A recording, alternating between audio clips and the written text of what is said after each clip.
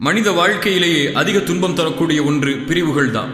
தன்னை விட்டு பிரிந்த அல்லது பிரிய துடிக்க உறவுகளை நினைச்சு தன் வாழ்க்கையில பல நாட்களை வீணடிச்சவங்க தான் நம்மள அதிகம்.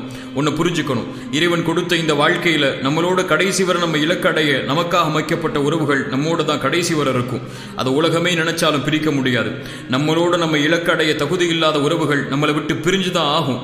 உலகமே நம்மளோட தக்க வைக்காத நினைச்சாலும் தக்க வைக்க முடியாது. அந்த பிரிவுகள் வழியை தரும், வேதனையை தரும். மனசுக்கு சொல்லிக் கொடுக்க வேண்டிய விஷயம் ஒண்ணுதான், உன்னோடு இருக்க தகுதி இல்லாத உறவுகள் உன்னோடு ஒருபோதும் இருக்காது. அந்த உறவுகளுக்கு தைரியமா விடை கொடு.